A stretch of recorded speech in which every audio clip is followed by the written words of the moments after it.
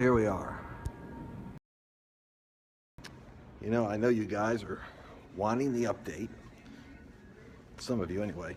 It's like 20 minutes to 1, but I got out of my hotel room because I felt compelled to give you the Washington update. So I'm up here, for the Senate, for the National President's Prayer Breakfast, whatever they call it. And then we had a meeting today, a couple of meetings today. And one of the meetings was with David Friedman, who is Trump's controversial ambassadorial pick for Israel. I thought you would like a personal story. Would you like to hear something nobody else knows? How you doing out there? Where are we from? Let me check some of your names out here before I give you some personal information nobody knows. I might step outside. Hope it isn't too cold. I better bundle up. So anyway, I asked, how did David Friedman come to meet Mr. Trump? And the story is interesting. David Friedman is the son of a rabbi. And, throw a sweatshirt around my neck here. I didn't bring a coat to Washington. How stupid is that? So anyway, David Friedman was Trump's attorney for his casinos. Son of a rabbi, totally strong on Israel, strong on their right to settle, strong on their right to have a capital in Jerusalem. I mean, it's everything about this guy he'd want, and an Orthodox Jewish rabbi's son. He has a great love for the Lord, great respect for God, prays 3 times a day. At least that's what I think he said. I qualify that. That's what I think he said. But here's what I want you to catch. He was Trump's attorney, I think. And Trump knew him from his casinos when he was, needed his lawyer. Now here's the interesting thing. His father, David's father, died. And his father was very important to him. He was a great rabbi, a great man of God. And he didn't want his son to be a rabbi. David thought he should be a minister, a rabbi. But he said no, because when you have a congregation, it takes your life over and you're not there for your family. And the father felt that he wasn't. I know what it's like. I pastored for 20 years. You could literally have a stream of crises coming in your office, and your children, your wife, and normal people suffer. So David did become a rabbi. He became a lawyer, made money. But then he felt he needed to do something with his money, so he helped 3 philanthropic organizations that would be good. Like one of them is this emergency service in Israel, which has Arabs and Christians and Jews, all medical teams that work together for emergencies. So the first responders in a terrorist attack are a multinational group. Think about how brilliant this is, of Arabs and Jews and Christians working together to save people's lives. This is one of the organizations he champions. Anyways, here's the part I want you to catch. All that to say this. So I says, well, how did you actually get involved with Trump? I mean, so he's a client. But listen what happens. When David Friedman's father died, snow hit New Jersey. It was like 2 feet of snow. And so he was disappointed because hardly anyone came to his father's funeral. He said, but one man did come. The man, Donald Trump, drove 6 hours in the snow to get to David Friedman's home so that he could honor his father. Do you hear what I said? All the nitwits and opposition Trump has to deal with, people that don't have the brains God gave to a Dorito, opposing this man constantly. And here's the stories you never hear.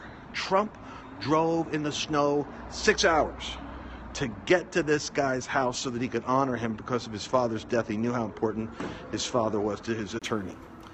My friends, those are the stories about Donald Trump you don't hear.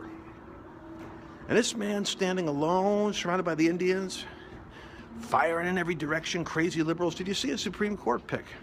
This guy's a fury. He is amazing. How I am getting fed up.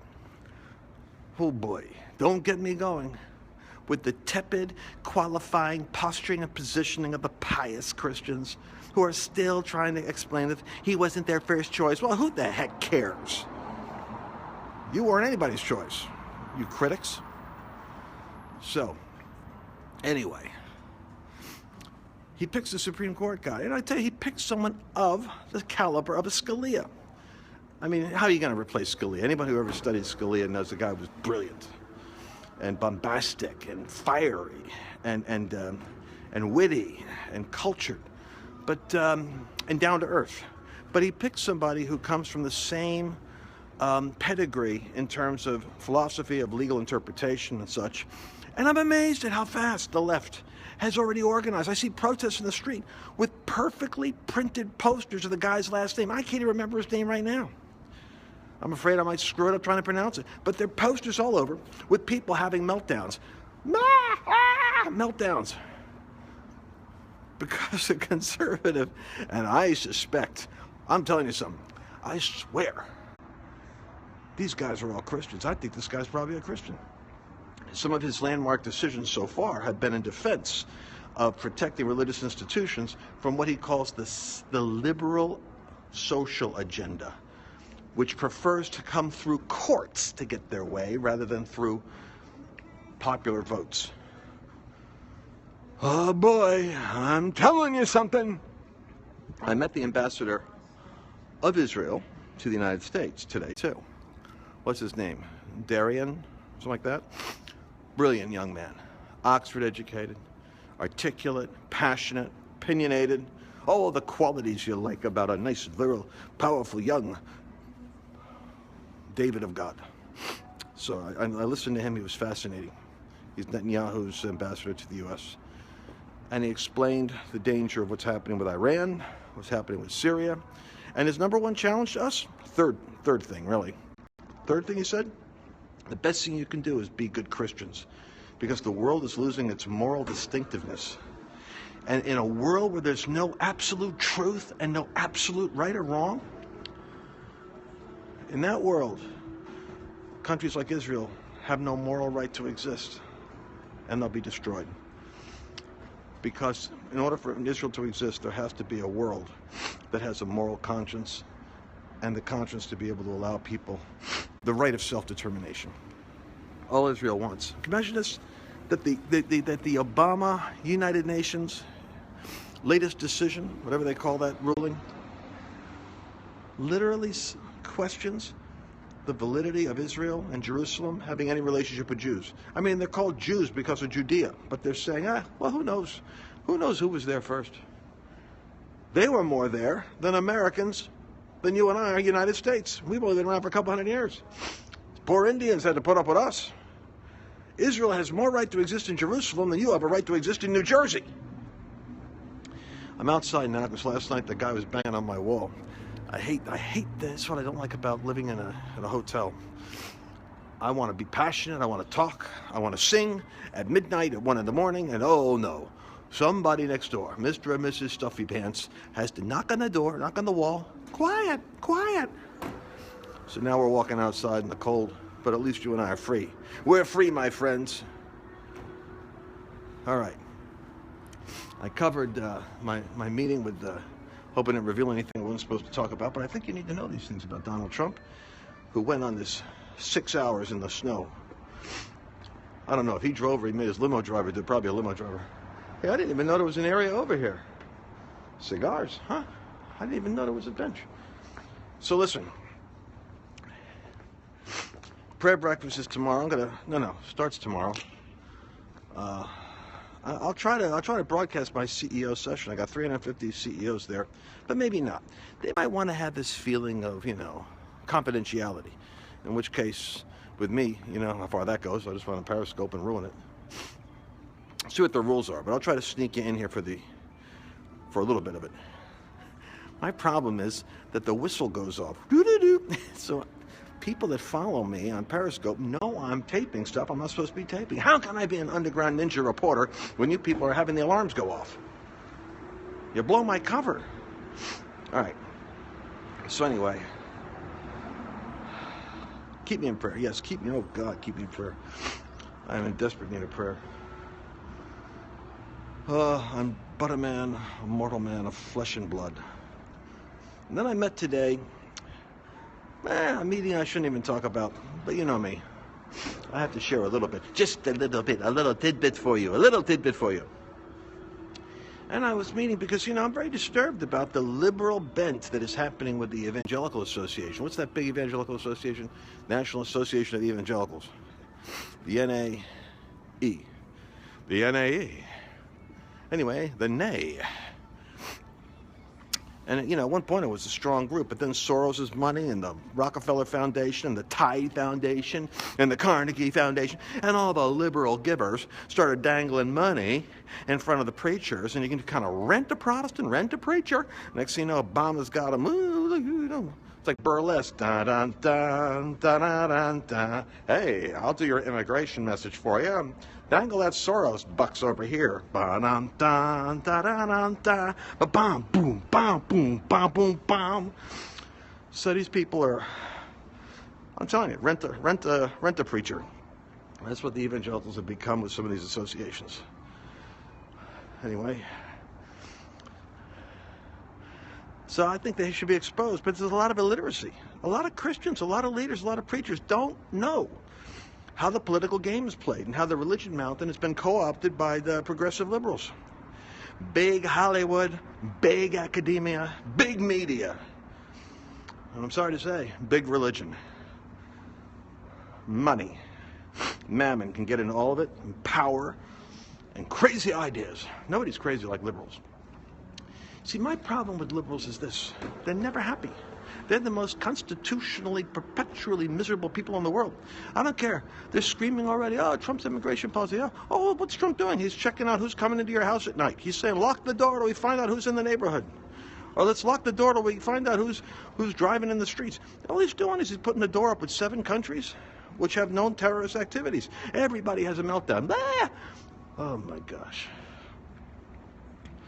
Until the next terrorist incident, when you'll be thanking God you got somebody like him in the White House. Well, I don't want to go off on all this stuff tonight, but liberals are miserable. Not us. We're happy. Ha, ha, ha. See, I'm even trying to entertain myself with all the crazies that are out there. I'm trying to find the humor, because really, liberals are very funny, thin-skinned. And Bill Maher, let's start praying for Bill Maher. Bill Maher has been running his mouth for so long without a challenge. We have to pray for, I pray for the money coming in, because it's got to be more than Greg Gutfeld, whatever that guy is. We need writers, and we need wit. And we need some Breitbart-like journalism that'll go out there for the church and expose what the enemy's doing to get in our ranks. And we need comedy. We need music. I saw La La Land the other night. I was going to, invite you guys in, but I thought, well, I shouldn't do that. Let the movie. It was illegal to record the movie. But La La Land was kind of interesting. Any of you guys see La La Land? Interesting story. Sherry Horton, you're the only person talking to me tonight. I'm your Daisy. Oh, here we go. And how's my tribe doing? I'm going to go inside. If you guys aren't going to talk to me, I'm going to go inside. If I'm the only enthusiast up at 1 o'clock in the morning, come on. Let's have a conversation. Bill Maher, he needs something. He needs Uncorked. I think that guy, you know what? One of the Uncorked products is called, what's the one? It's great. I mean, if you ever need to go to the bathroom, well, it's not Dream. I take that when I go to sleep at night. It's called, shoot, what's the name of that product? I was going to remember. It's Detox. That's it. Detox. The Detox Uncorked product is the best product in the world for people that need a regular life. I mean, if you're not going regular, that Detox will work like bam within 24 hours. Let me tell you something. Your system is all systems go. Anyway, I think Bill Maher needs Detox. That guy's toxic. The problem could be maybe easily solved with many of these people if they were just a little bit more, shall we say, less toxic. A little more regularity. All right. Well, that's my update for you. I like the Supreme Court pick. I like the ambassador for Israel. I like the ambassador of Israel to the United States. I like being here at the prayer breakfast. I think this is going to be a great time. And I'll be talking to the CEOs here, and that'll be a hoot. All right. Be praying for you, and you be praying for me. Okay. Hey. Check it out. Check it out. I think I'll take the escalator of life over here. Let's see if I can add some cinema verte quality to our broadcast by going up the escalator backwards. How does this look? Can you see? Well, it's not exactly a good effect. Is there an effect? Is this having any kind of like cool special effects? I don't think so. Can you even see me moving? I'm trying to give you guys on a low budget as much special effects as possible. Dun, dun, dun, dun, dun, dun, dun. All right. Let's go to the elevator.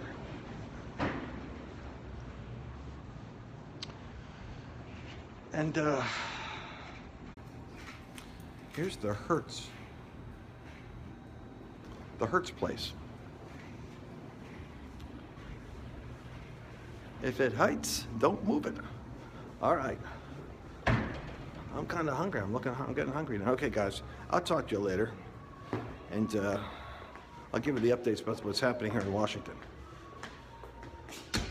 The behind-the-scenes story. All right, into the elevator we go. You like the broadcast? I take you to my room, but you know, my neighbor will yell. All right, I'll talk to you guys later.